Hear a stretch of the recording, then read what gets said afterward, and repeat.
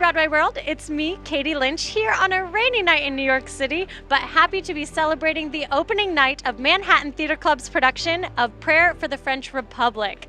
And we are going to chat with some of our favorite celebrities as they walk the rainy carpet. How are you feeling tonight being here on a big evening? Yeah, I'm excited for Tony, my husband, Anthony Edwards. I'm excited to see the play a fourth time if you count the time we saw it when it was over at MTC. I just think it's a glorious piece of writing. I can't believe what it accomplishes in 3 fast hours. And I just think the world of Josh Harmon, and David Cromer is one in a million. I've been lucky to work with him before. And then this cast, I'm so happy for Tony to kick off his Broadway gig here at MTC with this play. Well, it's a very timely play, and I think that it's important. I think everyone's going to feel differently about this play at this time than we have in the past. It's beautiful, but I think we're going to leave feeling some sort of catharsis. I think it's going to move people in a way that it hasn't so far. So I'm glad to be in the audience tonight. I'm really happy to be in the audience tonight. Yeah, little known fact, Joshua Harmon and I went to school together, so I've seen many iterations of this play, and it's really special to kind of see it finally get the treatment it deserves. I'm so happy to be here. That's what I was going to say. What do you think the importance is of it being here on Broadway now? Well, I think Josh is among many of my colleagues one of the most insightful, and I think someone who's interested in and really does speak to the world we live in today. I think he's entertaining, but he's not about entertainment. He's about thought. He's about kind of reflecting a community's values back to itself, and I just really admire that in any artist. Yeah. And what about the significance of timing in this world right now? It's kind of wild, right? I mean, that just proves that you just never know. I mean, I think a good writer, that's what when we call something timeless, this is kind of what we mean, right? A good writer is always going to speak to the moment. Every time we encounter that play, we're going to think it's speaking to us now. And that's just a testament to his gifts, his amazing cast. I mean, David Cromer is one of my favorite directors out here. So it's a testament to the work that this group of artists has done. Betsy Adam is a great friend of mine, and she invited me, and I was like, rockin'. I want to see her kill it again. She tears it to shreds. It's a wonderful part for her, and she's an amazing actress who's been working as long as I have, 40 years. I don't want to say she's much, much younger than I am. Just make sure you say that. So I just want to see the play again, I'm so excited to see the show. I hadn't seen it before when it was off Broadway.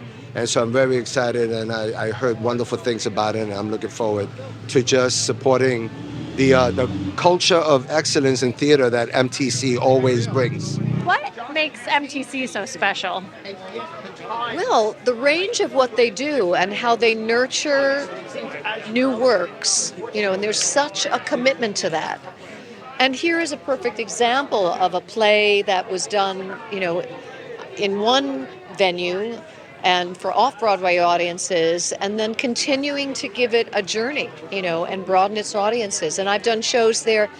Everything I've done there has been a new show, whether I've been doing readings of it or workshops of it or a production like we did with Love Music, which was a piece I did about Kurt Weill and Lotte Lenya. Hi, Daryl. So I just love the way they nurture new work, and they don't just give it one step. They love process, and they support process. And then you get to have a night like tonight, bringing this beautiful story and timely story to all of us. We're excited. I can't wait to see this. I have no idea. I have no clue what it's about or anything. I'm coming in completely fresh eyes. But David Cromer's a good friend, and if he's directed Adam's in but it. if he's directed it, I want to see it. That's all there is to it. And we heard it was good. It's a great cast. So We're here. what's the miss? Yeah, absolutely. And what keeps bringing you back specifically here? We love MTC. We both have worked for MTC a bunch, and they always choose amazing pieces. You always know you're going to see something terrific. I think my first job at MTC was back in the late 80s.